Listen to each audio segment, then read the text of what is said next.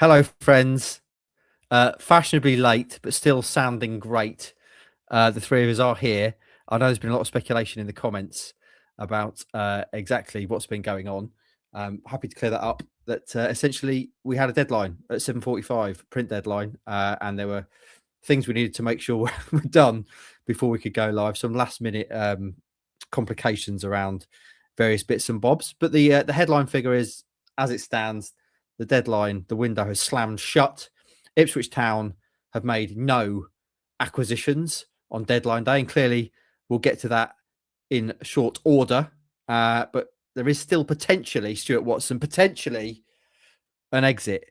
Although that's kind of an ongoing movable feast, which you may indeed get updates on as we talk on this very live show, flying by the seat of our pants. What's the latest as you understand it? Yeah, I had a feeling this deal sheet business was going to come into play, and I'm waiting to see if that is the case with Sammy Szmodics. He's had interest, obviously, from Wrexham and Derby. I think the Wrexham interest went away when they saw. Who else did they sign, Alex, today? Davis Keillor-Dunn from Barnsley. Yeah. So they inquired, but it never kind of got to sort of bid stage. They moved on elsewhere. Derby had been the team that had been after him for a while now. Obviously, John Eustace, his former Blackburn boss. Lots of haggling's been going on over the fee. It's gone till quite late in the day, and I'm not quite sure as we sit here now whether it got to deal sheet status or whether that's dead in the water. So Kieran McKenna made it clear after Saturday's game against Preston when Szmodics dropped out of the squad that if the valuation is not met, then Sammy Szmodics would be an Ipswich Town player come Tuesday. So we'll wait and see if that indeed has been the case. Okay, we'll watch this space literally as we are live to see if anything does happen. Hello, Noel. First of all, I see our guest from Saturday is joining us live. Good to have you with us, Noel. Please do enjoy your day on Saturday. It was really good to have you along. We have to start here, though, AJ. This is obviously going to be the big talking point. Will they, won't they? Will they, won't they? They need a striker. They've got to get a striker. They haven't got a striker. And Zonderman says, really disappointed that Town didn't land a centre forward. That league is for the taking and will be harder to get out of next season. So then, that's clearly the talking point, friends. And drop all your thoughts in the comments. Let us know how you're feeling. Is it going to be the thing that ends up stopping Town from getting promoted?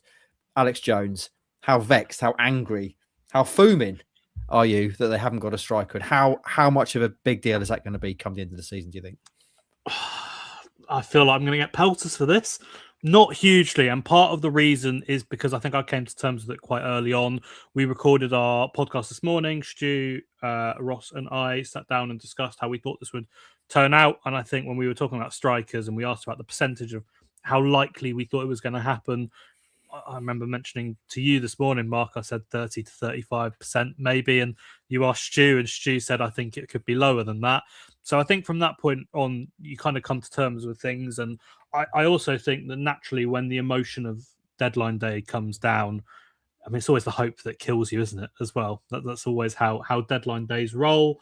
As with anything almost, there's two sides to the coin. Was this a big opportunity for Ipswich to go out and rubber stamp a team essentially that felt like it was really needing another number 9 to compete with the options that we have, someone that can consistently put the ball in the net? Yes. Were there options out there to go and sign? I think so. Is it a missed opportunity? Absolutely, especially given the position that Ipswich are in at the moment, the form that George Hurst is in, and Azon and Akpom still getting to grips with things. And I do want to also play devil's advocate and say it is really difficult to find the right profile of striker, and Stu's done a really good bit breaking that down about the processes as well of how the recruitment team has put some options together, as I can see Stu on the phone as well now. How the recruitment team put some options out there, and it didn't suit what Kieran McKenna necessarily wanted in his profile of number 9, so Ipswich didn't progress with that. Ultimately, given everything, I think it's important to try and back the club with that decision. There's nothing we can do to change it. They've decided that's the best way. If it does then bite them on the backside come the end of the season, then we can look back and say this was the reason. But yeah, definitely frustration and disappointment. But I guess it's important to try not to get swung into things too much, if that makes sense. Yeah, Zonderman saying that I need to be all fire and brimstone after that deadline day show.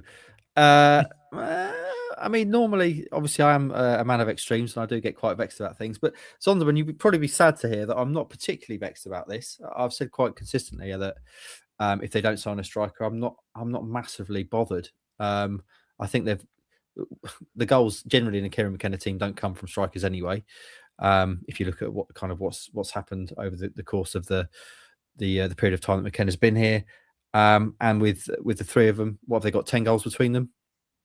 Hurst is on and Akpom. Yes, yeah, we 10 said goals. 12, but Stu couldn't do his maths, so it's 10. Wow, yeah, but it's 10, isn't it? In February, you've got left wingers doing the business, goals elsewhere in the team. Hopefully, I don't think it's going to be the thing that decides whether or not they go up. If I'm honest, I think that it comes down to as well taking this team to the next level in my eyes, and it feels like they're at this point where they could explode and catch fire.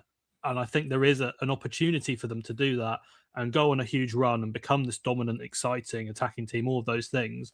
But what that takes probably is for someone who is going to convert chances on a more regular basis. And I rattled through the stats this morning. You look at the big chances missed from George Hurst, the tied most in the league with Adam Armstrong. I think it's probably gone to Wolves now, and Azon ranks just behind on 12, Hurst on 15. Ipswich have missed the joint most big chances in the entire division alongside Southampton. So you factor in even a slight improvement on that, and you've got a team that's probably quite comfortably sitting in the top two, if not towards the top of the league. It's fine margins in a division that has a lot of them, but I also don't think that a huge improvement would be needed then to go and have a team that was really a step up from where they are. So, look, there's enough reasons, as I said, as to why they haven't done this that I completely understand, to be honest. But I can also really understand why it feels like they've not taken this big kind of leap in the right direction that everyone really wanted them to do, because the core of this squad is there with how much they're creating. You can see in the comments as I flash these up, and obviously you can see them as we're talking. Our view is not shared by the majority, I think it's fair to say. No. Stu, you took a phone call there. Was that breaking news? Was that more on Szmodics? What was it? Just someone putting an order in for tea? What's happening? No, it is work related, and it is a Szmodics update. So I don't know if we have any Derby fans in the chat here. Obviously, of interest to Ipswich fans as well. But I understand that deal sheet was submitted by Derby County. As I said to you, the negotiations went to the wire. It might end up being a loan, possibly. That might be the way they have to sort of fudge this, and then sort of sort the fee out further down the track. But yeah, it's not done until it's done. But it's looking like Sammy Szmodics will become a Derby County player this evening. There we go then. Getting some comments here. Where was this one that I've just seen? So obviously I've got to find on. There we go. Here we go. Now this one from Alex. My 12-year-old son just asked who you three are. I told him the goats of journalism. Too kind, Alex. Other people disagreeing. I'm sad to say. Who is this? Warren thinks that's funny, and then he goes on to say, "Where is this?" I like this, Warren. 3 billy goats, more like baby, medium, and big goat. I don't know which order, or indeed how you'd allocate that, Warren. Please do let us know. Actually, maybe don't, because it's probably bad for our egos. But so no striker in, Stu. Szmodics potentially on his way. Where do you stand on the striker thing? Me and AJ have said we're fairly sanguine about it. Clearly not anywhere near as angry as a lot of people out there are. I can understand why people do feel like that, of course, because you want to bring players in January, especially when you're near the top of the table and in a promotion chase, and the strikers they've got at the moment are misfiring in terms of providing goals. Where do you stand? Are you vexed? Are you calm? Certainly not vexed. Maybe calm's probably overplaying it as well. Mildly disappointed. Maybe that's the best way of putting it. I'm probably going to repeat some of the stuff that you guys have mentioned already. There's 2 ways of looking at it. Ipswich have got themselves in a good position to bounce back at the first time of asking, and we know how much promotion is worth now to the Premier League, hundreds of millions of pounds. And I think this year's a great opportunity in what is in my mind, a fairly weak Championship. Might be different next year. If they don't go up this year, second year of parachute payments, the pressure is really on. So did Ipswich need to get a striker to fully maximise those chances or to improve those chances? Possibly. I just heard the back end of what Alex was saying in terms of Hurst hasn't quite kicked on in the way that we hoped. Azon's taken a little while to get going. Remains to be seen if he can replicate that Bristol City performance. Akpom was signed as a 10, really. So in all those regards, I kind of think I wouldn't have minded another striker in. But then you have to take a step back and be realistic, pragmatic about it, that the number of strikers that fall within the field of being able to almost guarantee improve Ipswich is probably quite a small number of those that are available, that want to come, that fall within the right price bracket, that are better than what Ipswich have got, that are going to be good enough to get them over the line, but potentially be good enough to translate into the Premier League as well. It's a very small number of players, and my understanding of this is that lots and lots of names were put to Kieran McKenna leading into this month, during the course of this month, from the new head of recruitment, Mick Court, who's come from Manchester United, and all the various recruitment people behind the scenes. And Kieran McKenna is a very selective man when it comes to signings. And he's been consistent throughout this whole process. Whenever we spoke to him, we will only sign players if we feel they're better than what we've got, or if they're different to what we've got, if they can add some different variety. And, ultimately, I think there's been a lot of names that he's just said, no, I don't think we need to pursue on that side of things. Don't get me wrong; they have tried and they've inquired about certain players. Patrick Bamford certainly was one. He opted to stay at Sheffield United. Joel Pereau at Leeds was another. He decided he wanted to stay at Leeds and not come back to the Championship. And there'll be others that aren't out in the public domain as well. But it's quite a small number of forwards that Ipswich kind of took to inquiry stage, and that's where we're at, to be honest. And now the proof will be in the pudding, whether they've got enough over the coming weeks, won't it? That's the gamble. McKenna obviously thinks they have done. AJ, your thoughts on Szmodics? We thought he was going to go. It sounds like he is eventually literally going to go. Potentially alone, as Stu says. Any thoughts on that? Sammy Szmodics, when he signed, it was a bit of an odd one, wasn't it? It didn't really seem to fit what the town MO was. And he was slightly older and maybe not kind of a massively versatile, although he obviously can play different positions. He scored some memorable goals in the Premier League, and we were like, oh, actually, he's going to be tidy. And then hasn't really done a lot. Obviously, he's had problems with injuries. Hasn't done a lot this season. If he's on his way, what do you make of that? And also the fact it's a loan. Regarding the fact that he's on his way, I think in a lot of senses it makes sense, because I just don't think he fits this Ipswich team. I think his best position in this Ipswich team would be on the left. And unfortunately for him, the positions that the players that he has ahead of him in the pecking order in that position are the two top scorers in the team, and one of them's the second top scorer in the entire division. He wants to play through the middle, and ultimately the kind of player that he is through the middle is not what suits Ipswich Town as a number 10, because he's that kind of second striker. He wants to play just off the number 9, and Ipswich need a creator in that role, and that's why Marcelino Nunez has got so many minutes there. There's obviously concerns about his injury record as well, and the fact he's not been available for quite a lot of the last 12 months or so, and in the Championship this year he's not really managed to take it. So with the loan, I think it depends on what the terms of the deal are as well. That is maybe an aspect that disappoints me a little bit. I suppose at least one positive would be he wouldn't be able to play against Ipswich and inevitably score against Ipswich on Saturday. But that then drags on again, doesn't it? We get into the summer and you have the same situation where he probably wouldn't be part of Ipswich's squad next year if this is a loan, regardless of whether that's the Premier League or the Championship.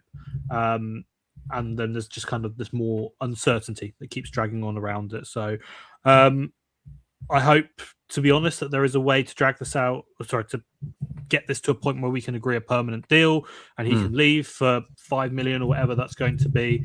I suppose we'll wait and see. We've got 43 minutes to figure out what the situation's going to be with that. But I wouldn't be surprised if it is a loan, given how complicated it's been to do this. Stu, you're typing furiously. Is there more news that you're updating? Sorry, I wasn't on mute there. That must have been quite noisy. Yeah. No, I'm just trying to get this Sammy Szmodics story online while we're chatting. Okay. So multitasking. I'll stop talking to you. The other thing, just to come back to the striker thing, is hand on heart, having a look at all the deals that have gone through today and over the course of the window. The other question you have to ask yourself is, who have Ipswich Town missed out on? Who could you really make a strong argument to say, I wish we'd signed them? Certainly from the striker point of view, they would have improved us. Looking across the Championship, maybe I'm missing someone obvious, but I can't see anyone there. And then people will go, well, it's the recruitment team to think outside of the box and get someone from abroad that we've never heard of that could be the next best thing. But those deals are always risky, and certainly in the middle of a season. Look how long it's taken Azon a little while to settle. Sindra's still finding his feet, having come from a different country in a different league. So I'm not sure that would have been the route to go down now in the middle of a season. So again, I go back to it. It's a fairly small pool of players that I think, certainly from a striker point of view, that Ipswich could have got that were, virtually guaranteed to be an upgrade on what they've got. Just thought I'd throw that out. I'll just bring up this comment, Stu, because it's something obviously we need to talk about as well. This report that Town were in for Femi Aziz of Millwall. Is there anything you can tell us about that? Either of you? I know obviously Alex has got links to Millwall as well. I threw it out there in the morning chat this morning. I'll admit it was based on a slight conversation that I'd had that Ipswich might, beyond the striker talk, might have been having a little think about a winger as well, which on the face of it, you think, why a winger? Ipswich have got Clark and Philogene, soon to be fit again, might be involved tomorrow, slugging it out on the left-hand side. And then you've got 3 right-wing options. In the fit again, Burns, Violet Agelli, and Casey McAteer, the latter 2 who Ipswich spent the best part of 30 million quid on last summer. But I did say in that video this morning, for all the talk about striker not being up to it, which seems to have grown and grown and grown, right wing's not exactly been a roaring success so far, has it? Well, I mean, goals scored. Sindra's got 2. Casey's done nothing from a goals and assists point of view. Maybe unfortunate, I would say, in some instances that people haven't finished off chances he's created. Wes has got his 1 goal since he's come back, so he got an assist as well, but not huge numbers from that right-hand side. And yeah, Femi Aziz is someone at Millwall that Ipswich did make an inquiry about very quickly. When the fee came back, when the valuation came back from Millwall of what they were asking, and there's talk, it was a story from the Mirror that was broke this evening, that it was a potential club record fee that they were after, which would take it into, well, Alex will know more as a former Millwall correspondent. I think Ipswich said thanks, but no thanks on that front. But it's not a great reflection of Ipswich's right wing recruitment that they were looking for another, given what they've spent over in the previous window. Yeah, well, I mean, let's talk about that, Alex. You obviously know Millwall well. Right wing, as Stu says there, they've spent 30 million pretty much on 2 right wingers, Sindra and Casey. Sindra has shown promise, but has certainly been up and down. Remember, friends, he's only 19 and he's playing in this country for the first time away from home as a teenager, all that kind of stuff. He's got 2 goals. Casey McAteer, I think you'd have to say at the moment, has been something of a bust.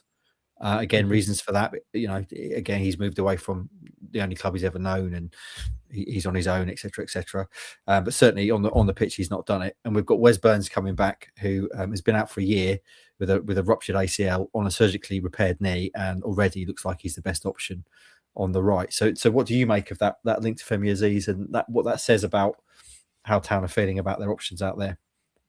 Yeah, so my understanding from the conversation I've had is that this one's come quite strongly from the Millwall side, but it looks true, as Stu said. But the understanding that we have is there has been that interest there, and I think that the offers have been there as well. In terms of actual bids, as was reported, it would have been a record sale for Millwall, that at the moment stands around 12 million, which would have gone up to 14 with add-ons roughly for Romain Esse, who went to Crystal Palace. He's now on loan at Coventry.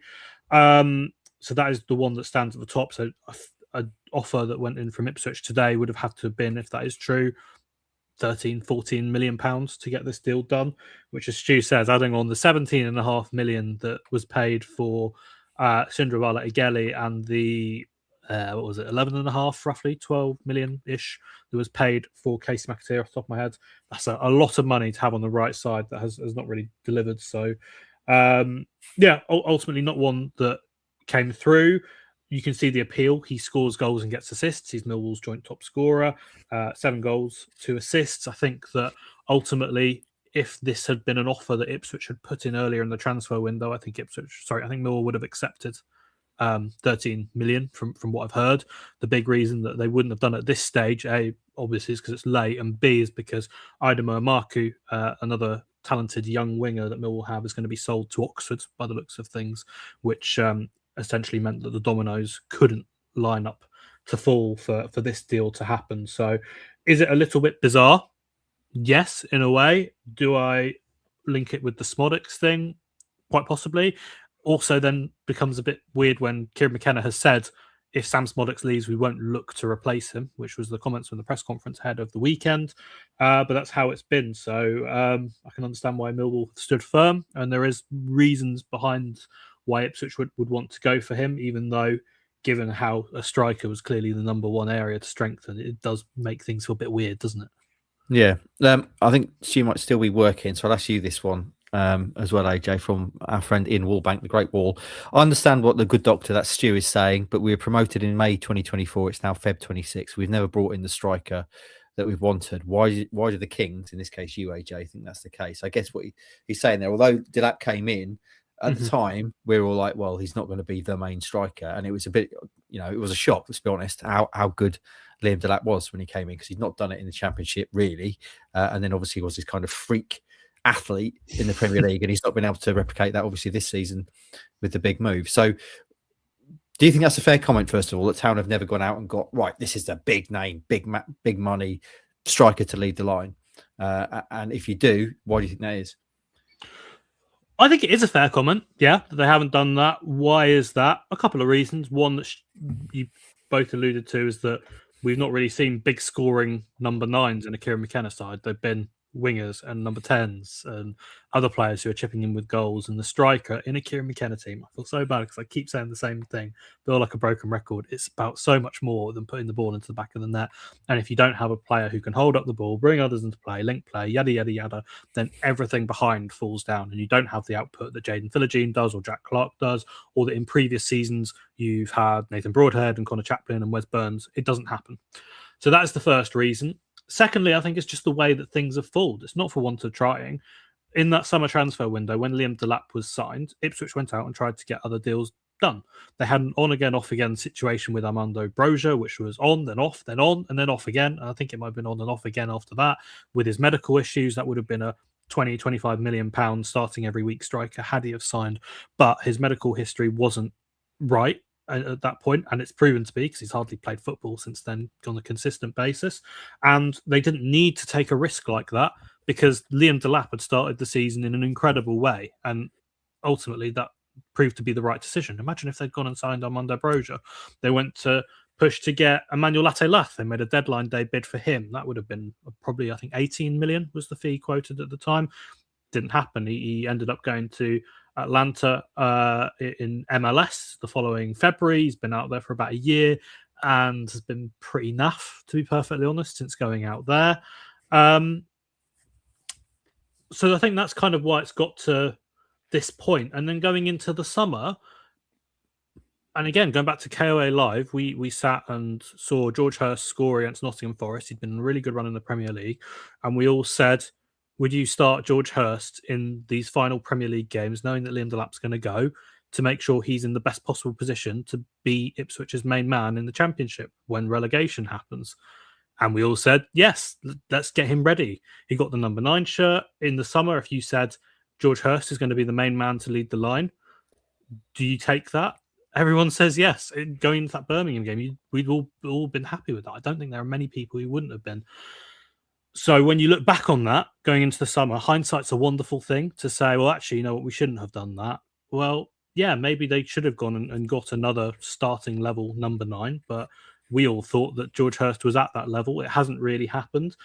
And then you get into January, where it's really difficult to go out and sign a £15 million striker for the reasons, again, that Stu has outlined.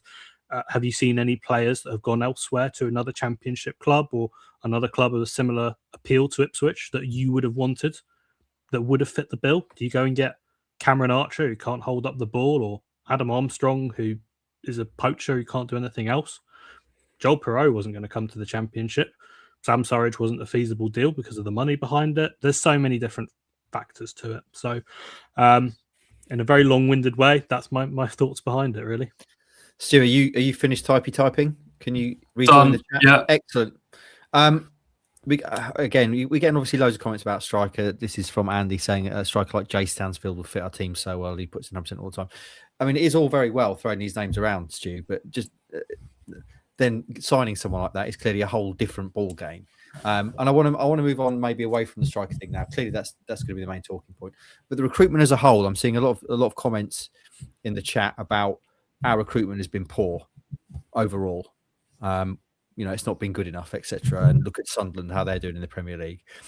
Does that debate hold any water? Clearly, you're never going to get 100% hits with your recruitment. But how do you look at the Town's recruitment over the last 2 or 3 windows? Jay Stansfield scored 8 goals for Birmingham, mid-table Birmingham, in the first half of the season. Just going back to that, George Hurst has got 6. Is there wildly different there? Stansfield's how many were penalties? Yeah. Recruitment as a whole, I think it's quite easy for us to sit here with people wallowing in the disappointment of no striker to forget that Ipswich have signed one of the most effective attacking players in the first half of the Championship season in terms of Anis Mehmeti. 8 goals, 6 assists for Bristol City at a knockdown price because he was coming to the end of his contract. And a proven Championship midfielder, a man who lifted the playoff final trophy at Wembley with the captain's armband on his arm in Dan Neil on loan from Sunderland, which for me was probably the biggest issue in the squad, was that Matasiwa backup / competition.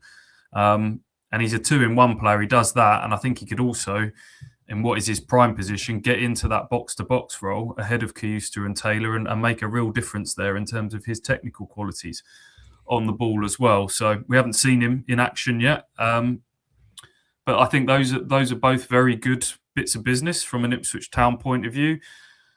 In terms of recruitment as a whole, I'd have to go back through and look at the whole list in general. There'll be hits, there'll be misses, but that's the nature of football recruitment. Show me a football club that gets every single transfer right. Ipswich sold 2 players for big profit last summer in Delap and Hutchinson, so they have got lots of things right in the transfer window. If we go through the squad now, Furlong's been decent signing at right back. Matasiwa, I don't think anyone's going to argue that he hasn't been a great addition for the money that Ipswich paid. You could go through a few others as well that you would say have been decent signings. So haven't got them all right. Szmodics will obviously be someone that they're going to take a bit of a financial hit on, but there hasn't been many of those so far. it's the nature of the business, isn't it? I mean, we can go back to the striker bit as well. This idea that Ipswich have never been able to get a striker signing right in recent years. Freddie Ladapo was a hit for what he did in that period, got the goals in League One that were required before he left.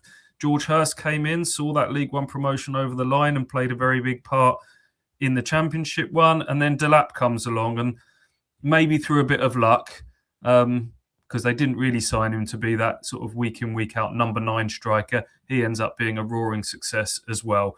And then there's a little bit of benefit of hindsight here in terms of, he should have been replaced last summer because George Hurst's goals per minute ratio in the Premier League was good. And a lot of people were actually quite excited to see what he could do coming back to the Championship. Has that been the case so far? No. And whether they could or should have done something this window, it's easier said than done, I would say, with the number of names that sort of people throw around willy-nilly. It's not Football Manager, is it? And here's another one, which is one that AJ mentioned in one of his lists. Ian Warbank says, you ask who we could have signed. I think we should have looked at Troy Parrott in the form of his life in Holland and for Ireland. Big, strong, hard-working striker who scores goals. How much would Troy Parrott have been, AJ, do you reckon? Well, so he's got 11 goals, 1 assist so far this season. Earlier today, PSV Eindhoven, who are top of the Eredivisie, made an inquiry about him, and AZ Alkmaar said, go away, basically, and it didn't materialise to anything. So probably north of 30 million, to be perfectly honest. And I think that there would have been much more attractive clubs, unfortunately, than Ipswich in the race to take him on, unfortunately. St Austell Blue, typical EADT journalist. Let's cover ITFC. Arse. Fair play, St Austell Blue. You're entitled to your opinion. Yeah, you asked earlier as well, St Austell Blue. Well, you didn't ask. You insisted. You told us that the problem with us is we don't ask the questions that should be asked at press conferences. So just drop in a few questions you'd like us to ask. I'd be interested to see. Should we move on just generally, boys, to looking at the window as a whole? Now the window's closed, and yes, obviously we don't know. It looks like Szmodics on the way. 2 in the door. Anis Mehmeti and Dan Neil. Dan Neil certainly covered a major need that was the most glaring need in the squad heading into the window. And obviously Mehmeti comes in and, as Stu's already said, one of the best attacking players in the division this season. The window as a whole then, AJ, how would you grade it? How would you rank it? The headline is going to be not signed a striker. But what about the rest of the business they've done, such as it is? Can I do 0.5? So that feels like cheating if I do that. We're somewhere between a 6 and a 7, I think, which might seem really high, but I think it's essentially been a good window with a bad ending. And if they'd gone and got a striker to finish it off, then you can boost it up to an 8, a 9, whatever. It's not that. But you can't then, because they haven't signed a striker, totally discredit what they've done to this point, because they've gone and signed Anis Mehmeti, who I think will be an upgrade, to be perfectly honest, on what Sam Szmodics has offered so far this season. He's got a much higher ceiling. He's younger. He's got a really good goal return. He's versatile. So much to like about him. A brilliant fee. Don't forget, if Sam Szmodics was to leave this month or in the summer for 5 million, that's still a bigger fee than Town have ended up paying, at least as an upfront fee, for Anis Mehmeti, and I think that's great. And then they've gone and got the one position that I think they really, really needed. And I know that striker is seen by many to be that position, but God forbid if they'd gone into any long period of time with no Matasiwa cover and they hadn't signed anyone and he'd been suspended or anything like that. It would have been a total disaster. So they've gone and not only got cover, but got excellent cover and someone who can start alongside Azor Matasiwa as well, who they'll hope to sign on a free transfer in the summer, who's a great leader, who can do the defensive work, has a great shot in him, all of these kind of things. So that considered, I think that we have to take the positives from them. You can't discredit it because they didn't get a striker. I feel probably more positive than negative when I look at it as a whole. It's just the fact that we're sat here discussing the fact they didn't get a number 9, which felt like probably the second most important thing for me and also the biggest narrative around the team. I'm going to ask you the same question, Stu. Then I'll mute myself because my Teams is going mad with questions about something to do with print. So I'm going to have to just sort this out. Rate the window out of 10, Stu. I'll return. I'll just mute myself and then I'll be back shortly. Okay. 6. Yeah, I think I'd be quite happily sit on a 6. As I say, don't underestimate the 2 deals that Ipswich have done in Mehmeti and Nil. It's amazing how quickly people move on from one new shiny thing and instantly want another as soon as we announce a signing. It's what's next, who's next. But they have done 2 good bits of business there, and I've been encouraged what I've seen from Mehmeti so far in his 2 appearances. I think it's what Ipswich need in that number 10 role. I think his qualities are more suited to it than Szmodics were in there. It's just that the striker bit holds me back a little bit. Could Ipswich have got better than what they've got? There would have been someone out there, probably.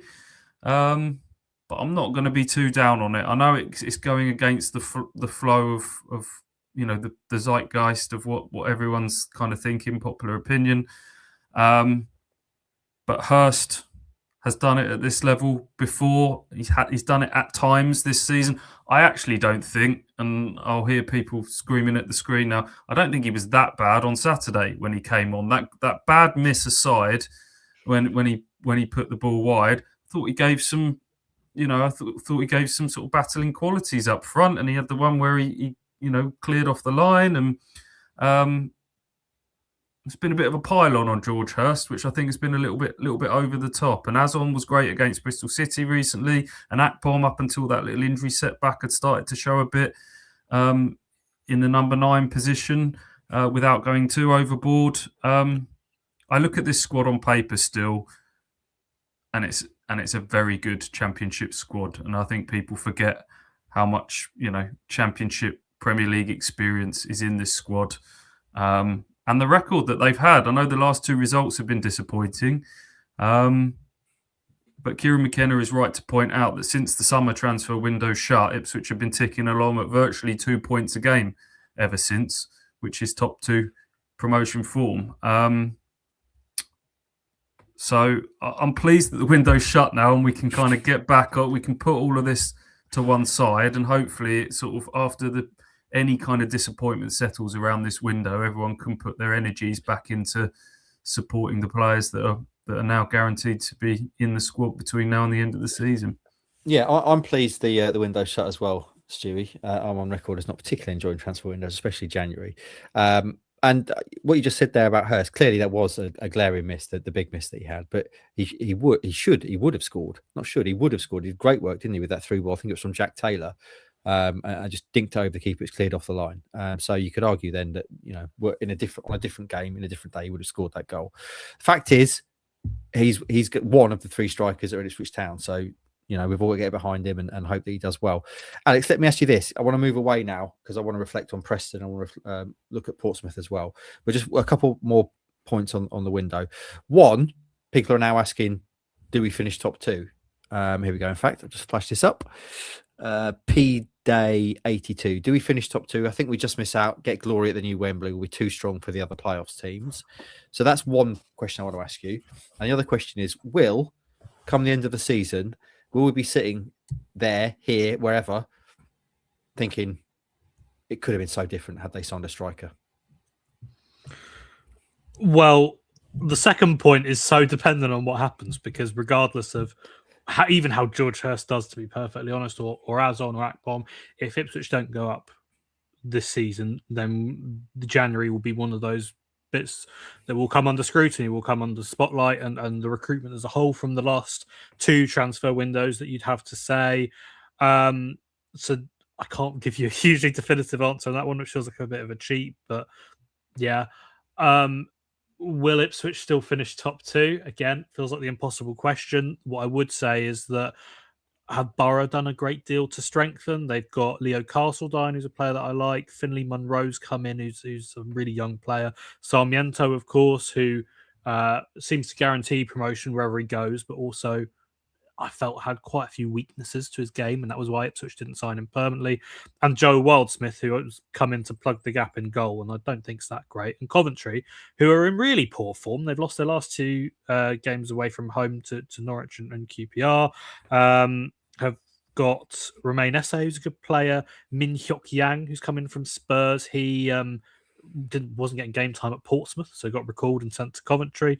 They've got a young lad from Switzerland called Giannoa Marcello, and then Frank Onyeka's the most recent one to come in. And obviously, you can't discredit Hull as well, who've added some nice little bits and pieces. But it doesn't feel like anyone's gone out and signed game-changing additions that have come in to totally alter the picture of the automatic promotion race. I think that all of the teams have been frustrated. I don't look at any of the teams around the top 4, and if you said who's got the best striker, I'd say it's McBurney at Hull. So do Ipswich still finish there? Toss a coin. I say yes, why not? I don't think that they've had a bad window, or they've had this window and therefore they're done. It's nothing like that. They are 7 points off second with a game in hand. There's a good point here from Suffolk Des, which is ultimately true, Stu. The result tomorrow will probably dictate the final overview of how successful or not the window's been. If Azon scores 3 tomorrow, or Hurst gets a couple, then suddenly everyone's not too bothered about not getting a striker, are they? That's ultimately the nature of football. It's a fickle business. On to the next game, etc., etc. I just want to move on away from the transfer stuff now, just to look at... Just on the top 2 debate, I think the question was, does top 2 hinge now on getting or not getting this striker? No. What it hinges on is whether Ipswich have got the character for these away games. We're looking at the difference between Ipswich's home record, joint best in the division, and their away record, 14th in the division. Can they now, in this February run, go to Portsmouth tomorrow, Wrexham, Watford, Derby, etc., and get results? That's not just down to the striker. That's down to a bit of collective character, I think, amongst the group, and a mentality issue, whether they've got the collective cojones to grind out those more difficult games on the road, like the one we saw at Bramall Lane recently, which was a bit of a dogged, fiery encounter. There's so many factors. I think if you try and boil it all down to why Ipswich have dropped the points they've got, look back at the games they've lost, look back at the games they've drawn, it hasn't just been as black and white as if they'd have had a striker, they'd have won that game or got a point from that game. I know there is, Alex has mentioned the stats about big chances missed and things like that, but I honestly don't think it's as black and white as that. That's not to say that an extra striker might have helped, and I do understand some of the disappointment around it. I just feel like some of it's a little bit overblown, and it's not taking into account the full picture of what's... Ipswich haven't blown me away this season. There's no getting away from it. And I think that is probably where this undercurrent of frustration is. And, Saturday was another case in point. Part of that, we have to acknowledge, is probably because there was such a big turnover of players last summer. And with turnover, it takes a bit of time to go through collective experiences and build chemistry and all the rest of it.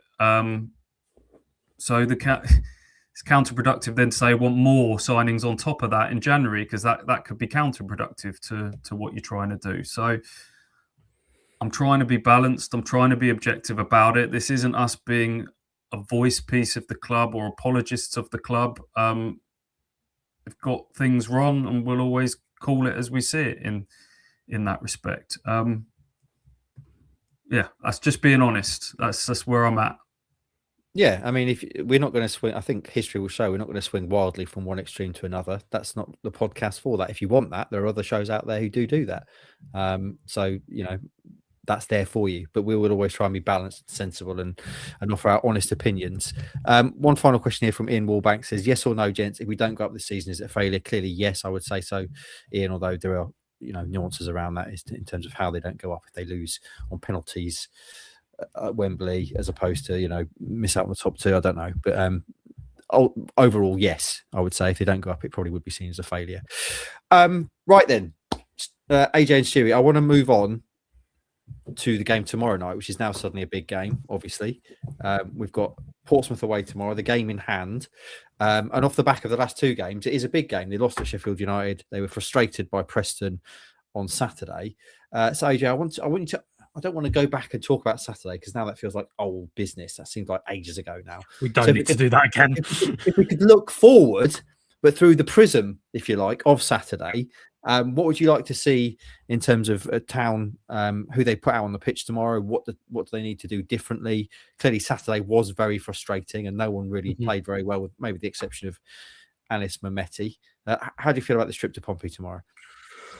What would I like to see? I would like to see Ipswich Town play better. I almost think that's the most important thing. Obviously, points are everything in football, and especially with a game in hand. But I think just put in a better performance. And one of the big frustrations I've had with the Sheffield United and the Preston games is that the pace and the intensity that they are playing with at the moment has reverted back to what we saw maybe around November time, where they just lack it so much, and that's been really disappointing to see. It feels like a step backwards in that respect. So I want to see them go back to the front-footed, fast attacking play that we saw towards the latter stages of December and especially in those January home games. It's going to be pretty difficult, I think, because Fratton Park is your trademark tough place to go. I think that teams might clock on to the fact, and I think Sheffield United have exposed that Ipswich aren't a team that like a scrappy game. They don't want a fight, and probably those O'Shea comments haven't done the world of good, and they're the kind of things that John Mousinho would probably like to put up in the dressing room, you'd have to argue. Obviously, changes, I think, are going to be important. Should I just rattle off like roughly what I'd think? Yeah, sure. Because it's definitely some good chat around that, isn't there? Yeah, so has Boot Room gone up? I think Boot Room's gone up. We had a little discussion, me and Ross, on with this, so go check that out if you're subscribed. We've got the video up. But essentially what I would go with, I think Jacob Greaves is a shout at centre-back. I think that Cedric Kipre's one who has been a little bit undercooked in last week's, hasn't really worked for him. He's brilliant at his best, but when he's not at his best, he feels one of those that's way off it. And unfortunately, he was that at Sheffield United. Injury added on, but also against Preston, didn't feel that he was at his best at all in that game. So I'm not for the centre-back rotation, but I would look maybe to bring Greaves in for this one. Fun hot take. I'm going Dan Neil into midfield. Give him his debut, give him his first minutes. I think that especially for a game like this that could be scrappy and bitty, he's that perfect almost middleman between what Kayusta offers on the ball and what Taylor offers off it. And I think that's perfect for a game like this, playing alongside of Azor Matasiwa. I'm going to stick with Azon, Clark, and Anis Mehmeti as 3 of the attackers. And then I'm going to make a change on the right because I don't think it's right to put Wes Burns in for another start, having just come back from an ACL injury. Don't think that's going to happen. I think we're already unpopular enough from some of our comments on this podcast. So I'm going to add fuel to the fire and say I think Casey McAteer should start on the right. Yeah, he didn't start, obviously, in the last Portsmouth game. What I think he would have done, the one that got postponed due to the frozen pitch. He's waited so long for his opportunity, didn't get the start in the cup. He's been coming off the bench. Even then, he's not been coming off the bench that much. You can't totally discount what he can do. He's still someone that Ipswich have to have faith in. I'm so sorry, Zondervan, I'm sorry. But I think it is going to be Casey McAteer. Look, you can't go with Burns again. And I haven't been sold on what Sindra Bale-Gelly is offering at the moment. So you've got him in the squad for a reason. Let's give him a go. And Kieran McKenna's been full of praise for him in recent press conferences as well. I know it's not what people want to hear, but I'm going to stick with him. I'm so sorry. Casey McAteer on the right. I want to see Stu's thoughts on this as well. Yeah, I mean, I'll just quickly interject. I'm riding with Wes Burns on the right. I appreciate you go again. Absolutely, as long as his knee's okay, and we are not, medically privileged in terms of the medical staff at Ipswich Town. But I would start Wes Burns every single game on the right side now that his knee is fit for, because I just think he's clearly a level above what they've got there. He brings something to the team that no one else does. I agree with Dan Neil. I also, sadly, agree with you on Jacob Greaves and Cedric Kipre, because I think Cedric has been really at it the last couple of games. I think he was at fault probably for the goal on Saturday, and he kept getting done on the counter, didn't he, as well, by Jefferson, as did the whole back line, to be honest. Stu, what do you reckon? Who would you like to see trot out on that pitch tomorrow? I, like you gentlemen, have got Greaves in at centre half. It's been a while since he started a league game. That pretty poor performance up at Blackburn was the last time he started at centre half in a league game. But Kipro was slightly off it, and it's a midweek game. Might open the door for him. I thought about putting Dan Neal in my team, but I've gone with very good plug monkey. I thought about putting Dan Neal in, but ultimately I went with Jack Taylor. That's purely based on Dan Neal having not started a game since August. So I think maybe we'll see him off the bench and him being eased in. But I suppose he's got to get games at some point. So there's every chance he could start in this one. But I've gone with Taylor. We're going to have three of us with three different right wing starters in our 11s. I've gone with Sindra on the right. I think Wes... too big a risk for him to start two games in quick succession. I did toy with putting Casey in my team because I think he's more of an away day kind of pacey, counter-attacky type player. Another one who I don't think's been... Look, he's not been great, don't get me wrong, but I don't think he's been the levels of poor that people have made out from Casey McAteer. But I'll go with Sindra on the right. Mehmeti in the 10, obviously with Nunez still out. Sounds like Philogene might be back in the squad tomorrow, but I doubt he'll go straight into the 11. So Clark on the left, and I'll go with Hurst up front against one of his former clubs as well. You hear George Hurst often talks about having that little bit of extra feeling of a point to prove against former clubs, and maybe if he's tuned into a bit of the fan base talk around his reputation at the moment, that might give him a little bit of extra pep in his step as well. I didn't catch. Can't remember. AJ, I was probably reading comments saying I was talking sense and some excellent ones about Stardust Spirits. Did you pick start up top? Did you actually say?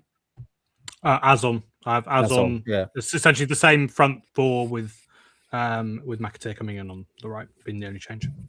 Okay, I agree with you. I'd go with Azon. I thought, although he came off at half time, he obviously had a headache, a migraine, I'm assuming. I thought he was all right in that first half. Didn't have a lot of the ball, but he won his fair share of balls. Had that spectacular overhead kick. By the way, boys, since when, Alex, you referred to that effort from Azon as a bicycle kick, and I've seen that used elsewhere as well. Since when did an overhead kick become a bicycle kick? Am I just too old now?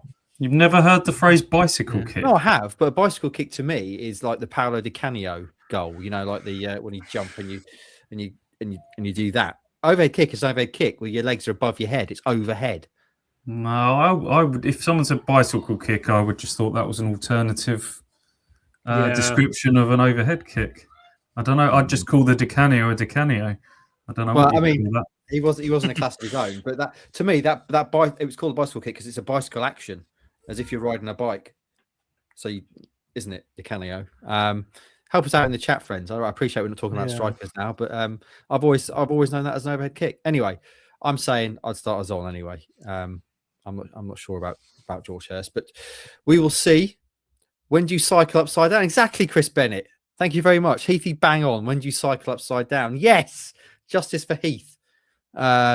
Smudgy says scissor kick, Di Canio. Again, yeah, I mean, I could see that being a scissor kick.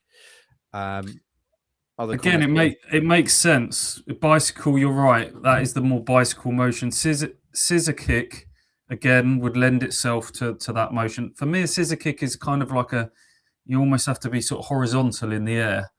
That's a kind of scissor kick, an acrobatic kind of horizontal effort. Yeah. But I'm now questioning everything I've ever thought. Well, it seems that looking at the comments, I'm right. People agreeing with Heath. Overhead kick is what it was. Bicycle kick, nonsense. So AJ, update your football vocabulary, please. Okay, shall we do some predictions ahead of tomorrow night? How do we feel? None of us got it right on Saturday. Clearly, we all said win. It was not a win. How do we feel about it, Stu? Should I tell you what? Well, I was going to say, should I go first? Because Mine's on the record already, as is Ross's. And I was going to say, I'll let you go out first there. because you got all eggy when I asked Stewie to I- do it first. Well, I did get mugged off a little bit when he chose my prediction, but I've already done mine. So It was still it's wrong, though, locked wasn't in. it? It was still wrong, It wasn't was still wrong. Everyone was wrong. Yeah. Apart from Stu, who did get Jack Clark first scorer, which I would have gone with. But hey, water under the bridge, water under the bridge. So the predictions that we've gone with from the boot room, I've got 1-1 in this one with Anis Mehmeti to score first. And Ross has gone with a 1-0 Ipswich win. Also, Anis Mehmeti to score first. Say that again. So I was just looking at these comments here. Garrett Kerber saying he's just looked it up. This is important. I need to get this right. Garrett Kerber says he's just looked it up on Wikipedia. Bicycle kick is AKA an overhead kick. I'm not sure about that, Garrett. Can't trust everything on Wikipedia. Sorry, mate. You said 1-1, yes? Yeah, glad that you're listening. Yep. So we've got 1-1 for me with Anis Mehmeti to score first, and Ross was a 1-0 Ipswich win, also with Anis Mehmeti to score first. I've got a lot on. I can't just listen to you all the time, mate. I'm looking at comments. I'm bringing them in. I'm hosting this show in a professional manner. Multitasking Heath is Absolutely. not a thing. No, mate. I can do it. I can do it all. Stewie, apart from listening to you, obviously. Stewie, what are you saying? Hi, Alex is going to be delighted with this because in my preview I've written today, I've written 1-1 Mehmeti, and that feels really boring. So I feel like should mix it up just for the spirit of the game.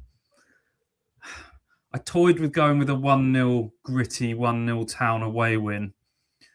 Then I looked at Portsmouth's form's good. They're unbeaten in 4.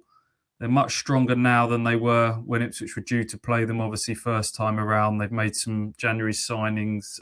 Ebu Adams has made a real impact. Millie Ali on the left as well. That said, they don't score a lot of goals and they're without their 2 main forwards. Connor Chaplin's obviously ineligible to play his parent club. Just got off the mark at the weekend, starting to find a bit of form. Now he's being played in his proper position, but he can't play. And Colby Bishop, the number 9, who's caused Ipswich some issues in the past, hobbled off with an ankle injury at the weekend. Sounds like he's not going to be fit. So that just gives me a little bit of hope that Portsmouth, a side who haven't scored a lot of goals this season, can be kept out. So my real prediction is 1-1, but for the fun of the game, I'll change it to a 1-0 Town victory. Let's go with that.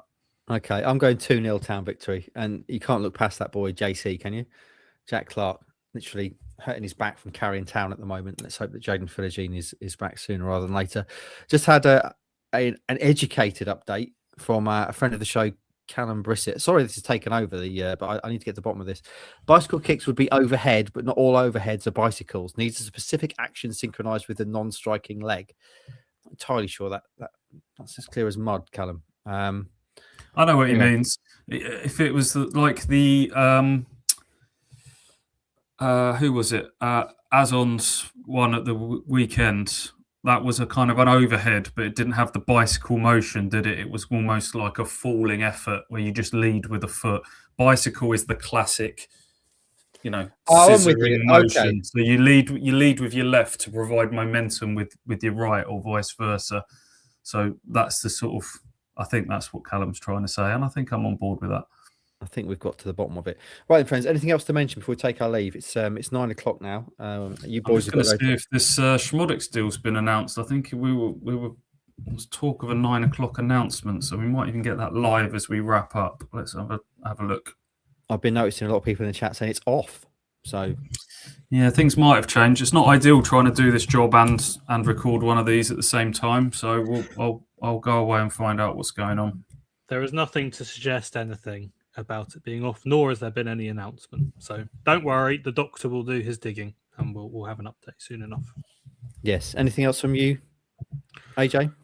Well, of course, the big deal of the day, Ipswich Town legend Calvin Phillips back in the Championship with Sheffield United, what we all wanted to see. And I also loved all of the comments from Swindon's manager. Oh, God, his name's totally escaped me now. Who is it again? Oh, about Aaron Drinan, which was great, saying that he'd only sell him to a Championship. I've had all these offers, confirmed all of them. Ian Holloway, of course. Ian Holloway, is he so much boss now? Fantastic. Yes, he is. Huge praise for your boy Drizzy, saying they've had offers from Salford and Burton, and he's not going to sell him unless it's to a Championship, and he wants us We want him to fire us to the championship. I love it. The It's answer great. was under the noses all the time. We're talking about who should they have signed? Well, Can't afford him. Get Can't afford Drizzy him. back. Absolutely. Has anyone seen? Probably not. There might be some people in the comments. The Ian Holloway meltdown. About Stu's seen it. His screaming fit when asked, "What did you think of the game?" And he goes onto a 4-minute rant about how his captain got banned for the game by the FA 24 hours before the match. And honestly, if you've not seen it, go and find it. Mark Heath, I'm looking at you because you would not have seen it because you didn't even know his manager. You know, we often use in journalism that a manager raged at the officials. And it's a little bit of hyperbole. Absolutely not the case here. This is a full-on meltdown from Ian Holloway and well worth a listen. Just to wrap up before we go, Szmodics to Derby, still on. Bit of a delayed announcement, but that will happen. That's my understanding. Excellent. Okay, let's wrap up then, shall we? Thanks everyone for watching. Enjoyed all the comments. Disappointed, noted that St Austell Blue hasn't been back in the chat when I asked for questions we should be asking. So make of that what you will, friends. Just a reminder to support our sponsors. Use the code KOA at stardustspirits.co.uk for 20% off all their excellent products, which Alex is a big fan of. Hasn't been imbibing during this pod when he said Casey McAteer should start on the right, and neither has Stu been drinking what he's talking about. George has been good at the weekend either. Just honest views, friends. And then the other sponsor, of course, is Molecular UK. Use the code KOA at molecular-uk.com for 10% off all their excellent car cleaning products. I can highly recommend. Actually, I can't recommend it enough because I'm so happy with it. The Banana Dine interior cleaner. All your trim, all your vinyl inside. I did that last week. This car is still absolutely spotless, plus the anti-fog stuff on the windows. That's tremendous. Of course, friends, we have to mention as we go, KOA Live is coming back April the 18th at the Baths in Ipswich. It's after the Middlesbrough game. Please, God, don't let that game be moved. Definitely not Friday night.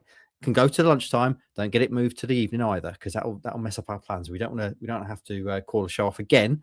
But tickets are out there live. The ticket link is live. We'll share it.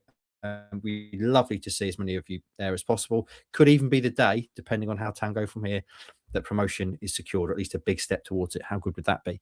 So that's Saturday, April the 18th at the Baths in Ipswich. Tickets available now, £10, which hopefully you would think is fair.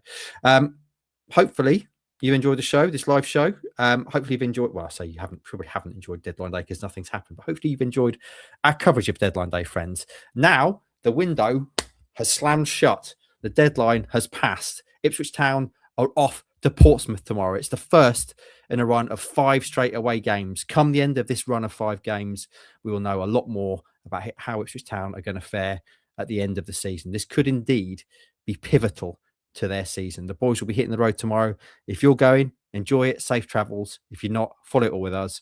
And we'll be back with you. In fact, Alex and Ross will be back with you with an on-location pod from Pompey on Wednesday. Friends, thank you very much for joining us. We'll see you next time.